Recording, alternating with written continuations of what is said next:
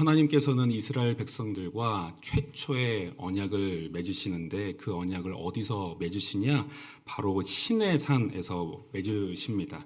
출애굽기 20장부터 24장을 보시면 이 언약의 당사자들인 하나님과 이스라엘이 어떤 관계였는지, 또 언약의 내용이 무엇이었는지, 또 실제로 어떤 과정으로 언약을 체결하게 되었는지를 저희는 볼 수 있습니다. 이렇게 출애굽한 이스라엘 백성들이 하나님과 첫 번째 언약을 맺은 것은 바로 시내산이죠. 그러나 이 하나님과 언약을 맺은 언약 백성들이 하나님을 신뢰하지 못했습니다. 그래서 가나안 땅에 당도했을 때, 그리고 그 땅을 정복하기 위해서 정탐꾼들을 보냈을 때 이 정탐꾼들과 이스라엘 이 백성들은 하나님의 눈으로 그 땅을 바라보지 못했죠. 그래서 결국 그들은 그 범죄함으로 인해 40년간 광야에서 방황합니다. 그 과정에서 광야 1세대들은 모두 죽고 광야 2세대들이 남게 되죠. 하나님은 이들과 언약을 갱신할 필요가 있었습니다. 이 광야 2세대들은 시내산에서 언약을 맺었을 때 성인이 아니었거나 혹은 태어나지 않았던 자들이기 때문에 이들과 다시 언약을 맺을 필요가 있었죠. 그 내용이 우리가 읽은 본문의 그 다음인 신명기 29장부터 30장의 내용입니다. 그럼 그 사이에 있는 오늘 우리가 읽은 이 행사는 어떤 목적이 있었을까요? 오늘 우리가 읽은 이 행사는 가나안 땅에 들어갔을 때 치러야 하는 첫 번째 행사였습니다. 가나안 땅을 들어가기 전 하나님과 언약을 갱신하는 과정을 이미 겪었기 때문에 이 행사의 목적은 언약 갱신이 아닙니다. 그럼 어떤 목적이 있었을까요? 그 목적을 살펴보기 전에 먼저 이 행사가 어떻게 진행되었는지를 저희가 한번 살펴보겠습니다. 행사는 크게 세 단계로 나눌 수 있습니다. 먼저는 율법을 기록하는 기록 의식이 있었고요. 또 제단을 쌓고 번제와 화목제를 드리는 그 예배의 단계가 있었습니다. 그리고 마지막으로 축복과 저주를 선언하는 그 선언식이 이제 마지막으로 진행이 되었습니다. 그럼 이제 이 하나하나의 단계들을 좀 설명을 해드릴 텐데, 먼저 이 율법을 기록했던 것, 큰 돌들의 율법을 기록했던 그 단계를 한번 살펴보시죠.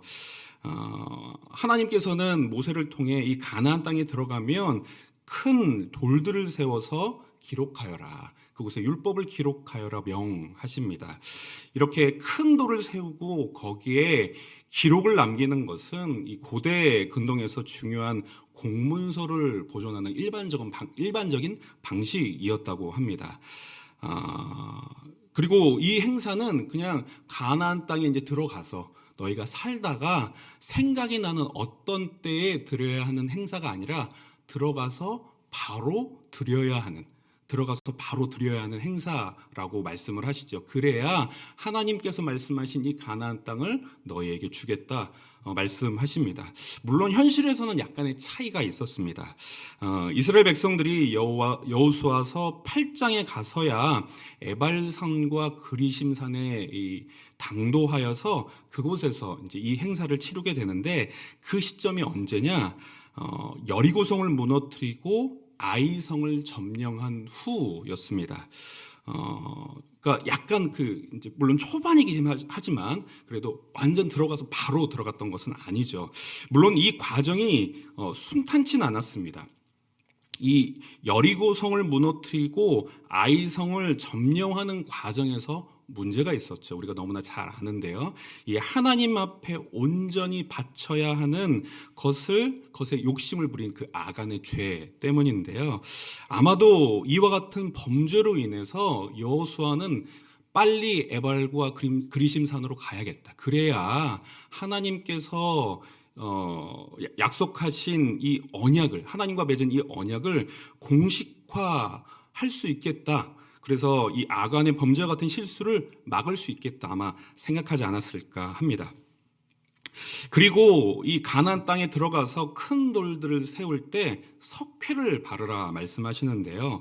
이 석회를 바르고 그 위에 기록하는 방식은 이집트의 방식이었습니다. 그리고 이와 같은 방식으로 율법을 기록하게 되면 보존성이 좀 더 높았다고 합니다.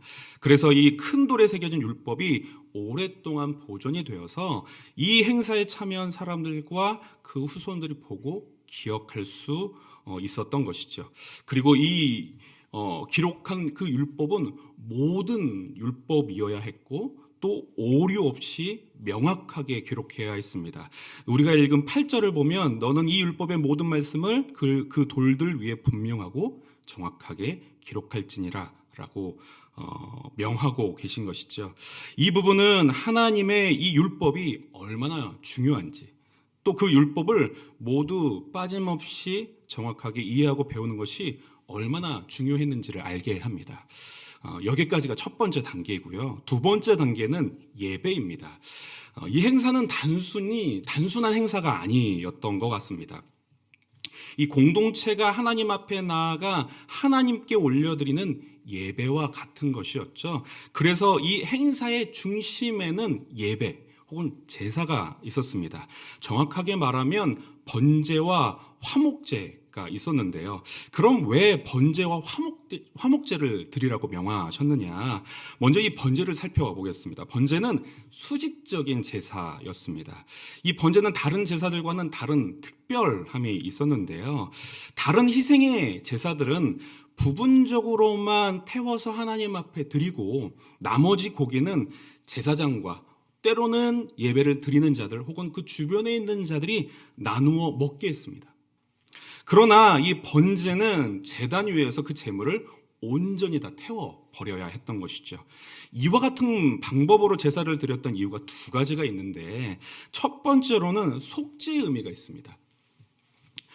우리가 너무나 잘 아는 로마서 6장 23절 말씀에 죄의 싹은 사망이다라는 그 말씀처럼 죄의 값은 결국 죽음으로 사망으로 치러야 했던 것이죠. 그러나 하나님께서는 우리에게 은혜를 주셔서 또는 이스라엘 백성들에게 은혜를 주셔서 죄를 지은 사람이 아닌 다른 생명에게 죄를 얹으셔서 그 죄를 사여 주신 것이죠. 이것은 신약으로 와서 완전한 제사를 만나게 되는데 바로 예수님의 대속의 죽음입니다. 예수님은 우리의 죄의 대가를 치르시기 위해 감옥에 갇히시거나 태형과 같은 형벌을 받지 않으셨습니다. 그러니까 일부분의 이 죄의 대가를 치르신 것이 아니라 온전한 죽음으로 죄의 대가를 치르신 것이죠. 왜냐?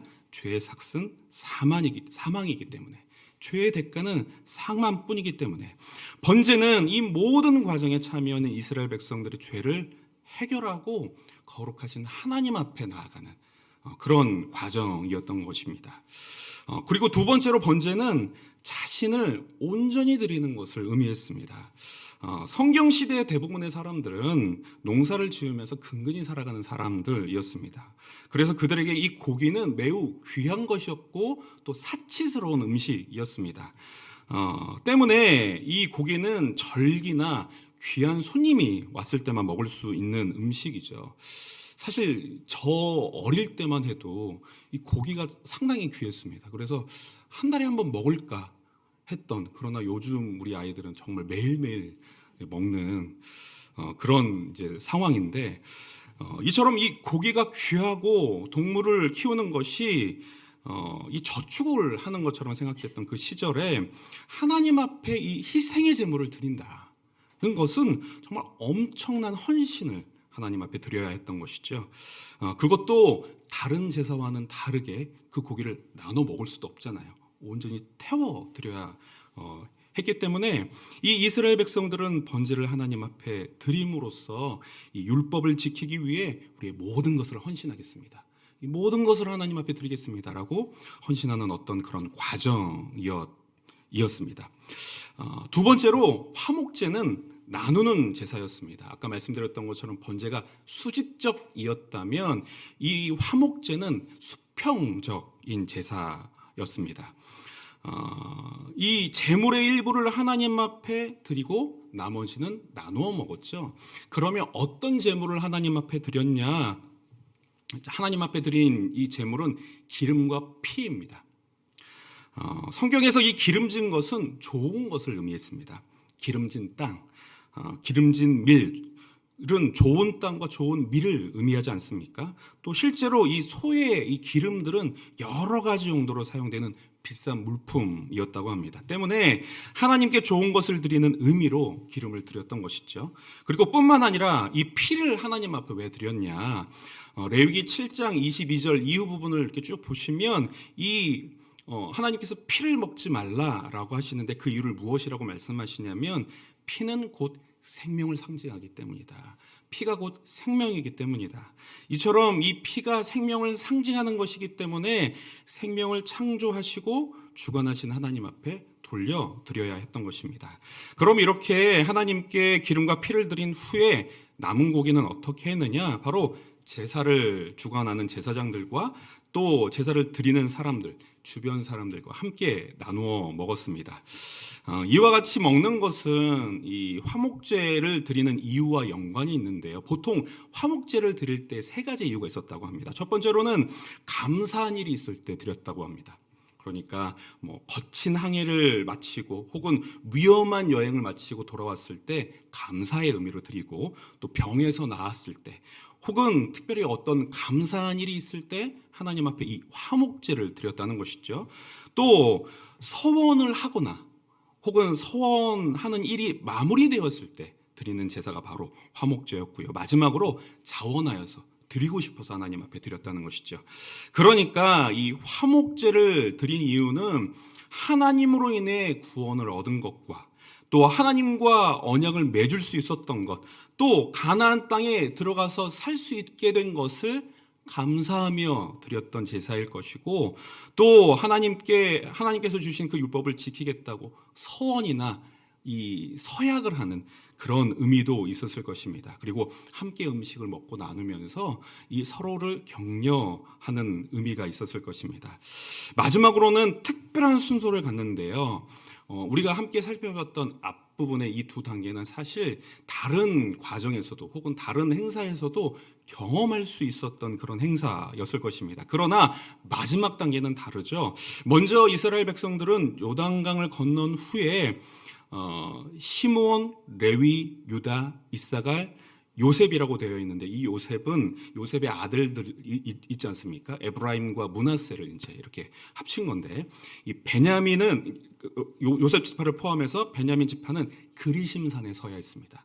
그리고 그곳에서 이스라엘 백성들을 축복해야 했던 것이죠. 또 루벤, 갓, 아셀, 스불론, 단, 납달리는 에발산에 서야 했습니다. 백성을 저주하기 위해서죠. 이들이 이 양산에 다 선 후에 레위 사람들이 큰 소리로 이스라엘 모든 사람에게 말합니다. 무엇을 말하느냐? 이런 내용이죠. 하나님이 주신 율법을 지키며 살아갈 때 하나님께서 축복하시지만 그 율법을 행하지 않을 때 하나님께서 저주하신다. 그리고 이 축복의 내용에 대해서는 그리심산의 선자들이 화답해야 했고, 또 저주의 내용에 대해서는 이 에발산의 선자들이 아멘으로 화답해야 했습니다. 그럼 왜 하필이면 이 에발산과 그리심산이냐? 어떻게 생겼는지 궁금하시지 않습니까? 그래서 제가 사진을 준비했습니다. 사진을 한번 보시죠. 이제 제가 직접 가서 눈으로 보고 싶지만 아직 가보지는 못했지만, 저기 보이시는 것처럼 그리심산과 에발산이 마주보고 있고요. 그리고 그 사이에 아주 이스라엘에게 중요한 지역인 세겜이 있습니다. 이 세겜은 그들의 선조들과 매우 밀접한 연관이 있는 지역입니다. 아브라함이 하나님께 처음으로 단을 쌓은 곳이자, 또 여호와 하나님께서 이 아브라함에게 가나안 땅을 너의 후손에게 기업으로 주겠다 약속하신 곳이죠. 그리고 이 야곱이 라반의 집에서 가나안 땅으로 돌아온 후에 처음으로 정착하는 곳이고, 또 야곱의 우물, 또 요셉의 무덤이 있었던 곳, 또 이후에는 이 여호수아가 이 고별 설교를 했던 곳이 바로 이 세겜 지역입니다. 그러니까 이 세겜이라는 지역이 이스라엘에게 있어서는 굉장히 의미 있었던 지역이죠. 제가 지난 12월에 이제 그 전에 이제 섬겼던 그 교회를 11월에 이제 사임을 하고 한 달 정도 이제 정비할 수 있는 그런 시간이 있었는데, 제가 12월에 이전에는 이렇게 하지 못했던, 사역 때문에 하지 못했던 특별한 일을 가족들과 함께 했습니다. 어떤 일을 했냐, 뭐 여러 가지 일들을 했지만 그 중 하나가 우리 아이들에게 우리의 가족이 어떻게 어디서 시작되었는지를 보여주고 설명해주는 그런 시간이었습니다. 그러니까 다시 말하면 저와 아내가 처음 이렇게 연인이 되기로 약속한 그 곳에서 있었던 이야기를 이제 아이들에게 들려줬는데, 그래서 이제 그 아이들을 저희 아이들을 데리고 아내와 함께 그곳으로 갔습니다. 그곳이 어디냐? 바로 청계천입니다. 그리고 그곳에서 이 아내와 제가 서로 나누었던 이야기를 들려줬는데, 어떻게 했냐면 제가 이제 그 청계천 사이로 이렇게 다니는 길이 있지 않습니까? 그래서 같이 걸어가다가 제가 불쑥 징검다리를 건너서 반대편으로 걸어갔습니다. 그리고 전화를 해서 제가 쓴 글을 이제 전화로 읽어줬는데, 제가 그럼 네, 제가 그랬습니다. 건너가서 읽어준 이유가 있는데요. 마지막 부분의 내용 때문입니다. 다 읽어드릴 수는 없지만 부끄러워서 핵심 내용은 이렇습니다. 우리 사이에 이처럼 물이 흐르듯이 우리의 관계를 통해 많은 이들에게 사랑과 은혜를 나누고 싶다. 우리의 만남이 그런 만남이 되었으면 좋겠다. 이런 이야기를 이제 나누었고, 사실 뭐 그 내용이 정확하게 어떤 의미였는지, 제가 그때 대학생이었거든요. 대학생인 제가 다 이해할 수 없었지만 아마도 하나님께서 저에게 주셨던 마음이라고 믿습니다. 그리고 이제 그 내용을 이제 아이들에게 실제로 또 제가 건너가서 전화를 해서 읽어줬죠. 아마 제 아이들은 그 내용을 절대 읽지 못할 것입니다. 그리고 이후에 이 청계천을 방문할 때마다 기억이 나지 않을까요? 절대로 잊을 수 없을 것입니다. 왜냐하면 그것이 바로 장소가 주는 힘이기 때문이죠. 하나님은 이 장소가 주는 힘을 적극 사용하셨습니다. 여러분 한번 생각해 보십시오. 이스라엘 백성들이 세겜 땅에 당도했을 때 어떤 기분이었겠습니까? 그들은 사실 세겜 땅을 본 적도 없고 밟아본 적도 없지만 듣기는 했거든요. 이곳이 우리 조상인 아브라함이 하나님을 만났던 곳이구나. 하나님께서 우리에게 이 가나안 땅을 약속하신 곳이구나. 야곱이 살았던 곳이구나. 이런 생각을 하지 않았겠습니까? 그리고 매우 비장한 마음으로 하나님과 다시 한번 그 언약을 생각했을 것입니다. 그리고 그곳에서 하나님이 주시는 축복과 저주를 듣고 있으면, 그리고 자신의 입으로 화답했다면 얼마나 의미 있는 시간이었겠습니까? 하나님께서는 이와 같이 이 에발과 그리심산에서 정말 의미 있는 시간을 갖도록 하셨죠. 그럼 하나님은 왜 이와 같은 행사를 기획하시고 또 시행하라 명하셨을까요? 사실 모세는 이 신명기를 보면 정말 귀에 딱지가 생기도록 계속 거듭해서 말하고 있습니다. 하나님의 율법 잘 지키십시오. 대충 지키시지 마시고 마음과 뜻을 다하여 지키십시오. 하나님을 사랑하여 지키십시오. 이것을 수도 없이 반복했습니다. 그냥 얼뜻 생각해보면 그 말로도 충분할 것 같은데 왜 굳이 이와 같은 행사를 기획하고 시행하라 명하셨을까? 오늘은 세 가지 이유를 한번 생각해 보고자 합니다. 첫 번째로는 이와 같은 이 에발과 그리심산의 행사를 통하여서 공동체와 맺은 언약임을 드러내시기 위함이었습니다.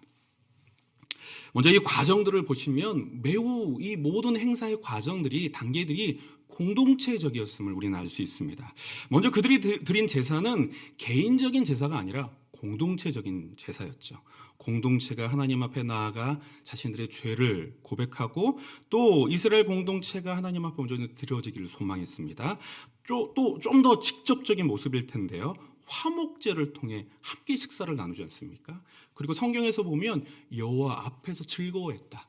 하나님과 이스라엘 백성들이 함께 즐거워했던 것이죠. 뿐만 아니라 이 행사는 모든 이스라엘 백성들이 참여했습니다. 그냥 대표를 뽑아서 장로들이 지파를 대표하는 장로들이 나와서 어떤 행사를 치른 것이 아니라 모든 지파들이 에발산과 그리즘 산에 서서 참여했죠. 그것도 멀뚱멀뚱 서서 그냥 가만히 있었던 것이 아니라 화답했습니다. 자신의 입으로 고백했죠. 내 입으로 축복과 저주에 대해 아멘으로 고백했고, 또 주변 가족과 지파와 민족 전체의 고백을 눈과 귀로 보고 경험했던 것이죠. 마지막으로 이 축복과 저주의 대상은 개인이 아니었습니다. 매우 공동체적이었죠. 모든 민족이 뛰어나게 하실 것이다, 너희 민족이. 적군을 패하게 하실 것이다, 너희 민족이. 하나님의 성민이 되게 하실 것이다, 너희 민족이. 모든 땅과 가축에게 축복하실 것이다. 또는 저주가 임할 때 유행병이 있을 것이다, 나라에 패배가 있을 것이다, 모든 민족이 뿔뿔이 흩어질 것이다, 모든 땅과 가축에게 저주가 임할 것이다. 그러니까 이 축복과 저주의 대상은 개인이 아니라 공동체였다는 것입니다. 작년에 이 한국교회에 정말 대규모의 행사가 있었습니다. 그리고 그 행사에 저도 참여를 했는데요. 이 빌리 그레엄 목사님이 여의도 광장에 오셔서 전도 대회를 하신 것이 벌써 50년이 지났더라고요. 그래서 교회 이제 50년이 지나서 이제 기념 대회를 했는데, 저도 이제 교회적으로 참석을 했기 때문에 저도 함께 참석을 했는데, 개인적으로는 매우 명과 암이 분명했던 행사라고 생각을 합니다. 그러나 참으로 인상적이었던 건 뭐냐면 바로 그곳에 참여했던 성도들이었습니다. 이 상암 월드컵 경기장에서 진행이 되는데요, 그 경기장이 정말 가득 찼습니다. 그래서 기록을 보니까 약 7만 명이 왔다라고 기록을 하고 있는데, 이런 일이 있고 저런 일이 있었어도 수많은 사람들이 함께 찬양하고 이 나라와 민족을 위해, 또 한국교회를 위해 기도하는 소리는 너무나 기뻤고 정말 듣기 좋은 소리였습니다. 그리고 어디서도 경험하지 못하는 그런 광경과 소리이지 않았겠습니까? 여기 다녀오신 분 계신가요? 저만 그런 경험을 했습니다. 자랑해서 죄송하고요. 어쨌든 이 함께 참여했던 성도들이 이 받았던 은혜에는 받은 말씀과 어떤 그런 찬양의 특별한 은혜도 있었겠지만, 많은 분들이 이런 고백을 하시더라고요. 자신과 같은 수많은 그리스도인들을 두 눈으로 목도했던 것이 정말 감격스러웠다, 함께 기도하고 찬양했던 것이 감격스러웠다, 이렇게 고백하시는 것을 들었습니다. 모세가 계획하고 하나님이 승인하신 이 행사는 바로 이와 같은 목적이 있었을 것입니다. 공동체를 직접적으로 경험하는 것이죠. 두 눈으로 보고 귀로 듣는 것이죠. 여러분, 주기도문을 보면서 이런 생각하신 적 있으십니까? 주기도문은 우리가 예수 그리스도께서 우리에게 가르쳐 주신 기도 제목인데, 우리가 이 고백을 할 때 주어가 나가 아닙니다. 우리죠.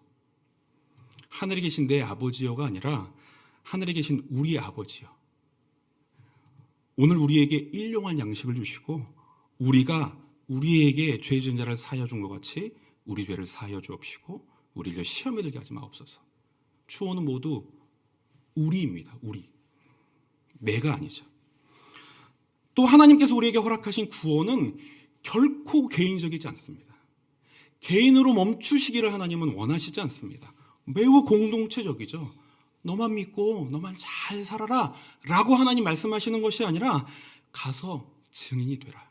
그래서 너와 같은 제자를 삼으라, 공동체를 이루라, 교회로 살아가라 말씀하시는 것이죠. 그리고 구약의 율법을 보면 끊임없이 고아와 과부와 연약한 자를 돌보라 명하시고요. 또 성경에서 사명을 받은 자들을 보십시오. 어디 너가 혼자서 잘 살아라 하신 적 있습니까? 너의 민족의 아픔을 내가 품어라, 너의 민족의 어려움을 너로 인하여서 해결하기를 원한다, 하나님 말씀하시지 않습니까? 하나님은 우리를 함께 살아가라 부르셨습니다. 믿으십니까? 하나님께서 우리에게 허락하시는 구원은 공동체적이며 공동체에 대한 책임으로 우리를 이끄십니다. 그래서 성경에서 하나님은 우리에게 이렇게 말씀하신 적이 없습니다. 가족처럼 살아라, 가족처럼 생각해라 라고 말씀하신 적이 없습니다. 가족이다. 그렇지 않습니까? 하나님은 우리에게 아버지와 같은 분이 아니라 아버지이시죠. 우리 좌우에 계신 우리 성도분들은 형제와 같은 분, 자매와 같은 분이 아니고 형제이고 자매인 우리의 진짜 가족이죠. 하나님은 우리가 이 공동체에서 그렇게 살아가기를 바라십니다. 하나님께서는 이와 같은 행사를 통해 바로 이 공동체를 보여주시기 원하신 것이죠. 두 번째로는 이스라엘 백성들과 우리가 죄인이었기 때문에, 연약한 죄인과 맺은 언약이었기 때문에 바로 이와 같은 행사를 진행하신 것입니다.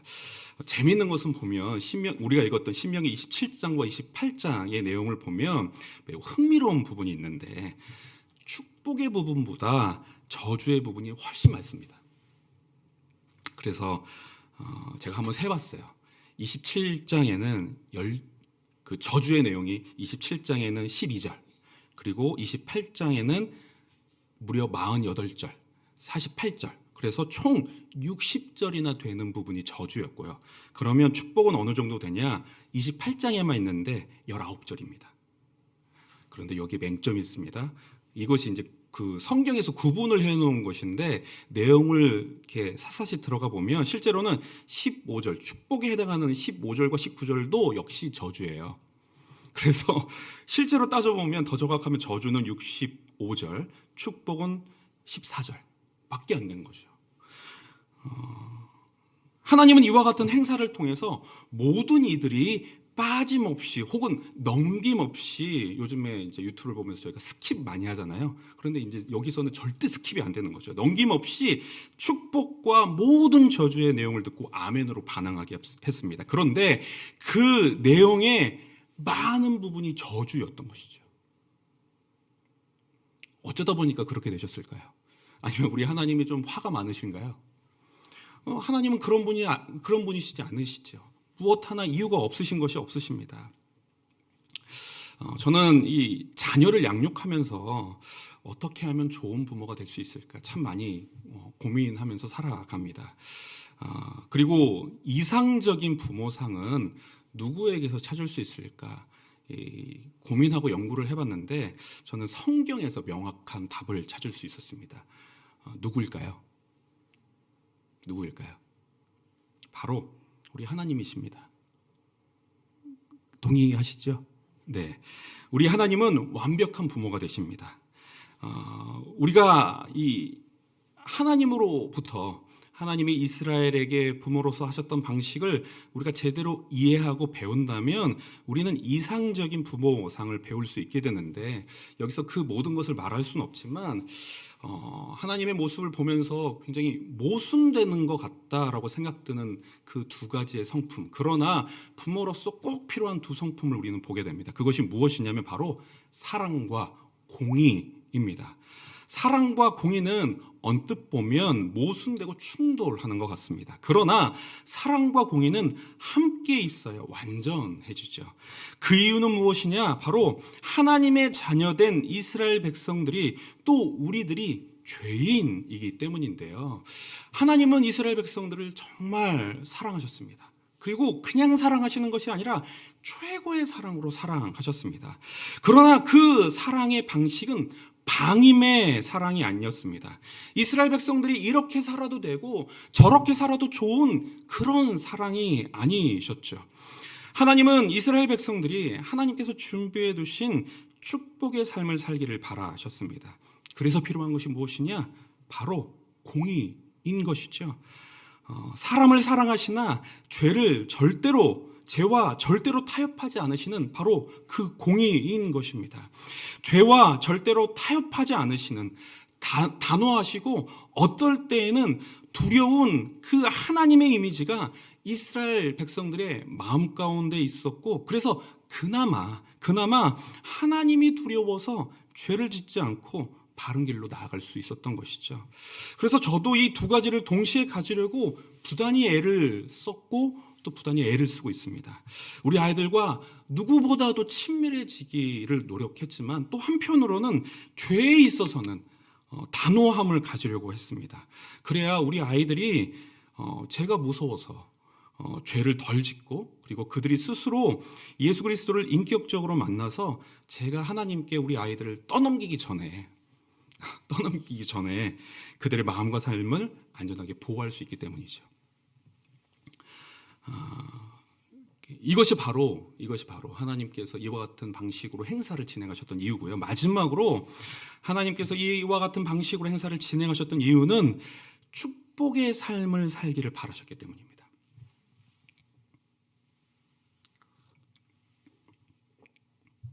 여기서 우리는 하나님의 본뜻을 확인할 수 있는데요. 이 저주를 더 많이 언급하셨다는 것만 보면 하나님이 정말 우리를 혼내시기로 하셨나? 우리가 하나님 앞에 정말 두려워 떨어야 하는가? 라는 그런 생각이 들지만 하나님은 궁극적으로 우리가 축복의 삶을 살기를 바라십니다.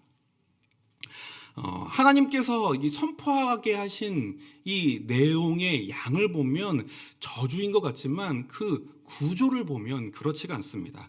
그 내용의 순서는 어떻게 구성이 되어 있냐? 첫 번째는 저주였다가, 그러니까 27장의 뒷부분은 저주였다가 28장의 앞부분은 축복입니다. 그리고 다시 저주의 내용이 나오는데요. 그러니까 축복을 감싸고 있는 저주 혹은 저주가 감싸고 있는 축복 이렇게 이해할 수 있는 것입니다.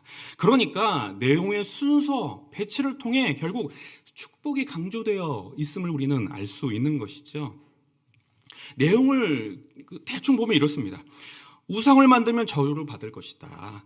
부모를 경히 여기면 저주를 받을 것이다. 맹인에게 길을 잃게 하는 자는 저주를 받을 것이다. 무죄한 자를 죽이면 저주를 받을 것이다. 그러나 너희가 나의 말을 다 듣고 지키면 복을 허락하신다. 너를 세계 모든 민족 위에 뛰어나게 하실 것이다. 들어와도 복을 받고 나가도 복을 받을 것이다. 성읍에서도 복을 받고 들에서도 복을 받을 것이다. 그러니까 다시 한번 말하는데 악을 행하지 마라. 그러면 너희에게 저주가 불행이 따라올 것이다 라고 우리는 이 흐름을 이해할 수 있는 것이죠.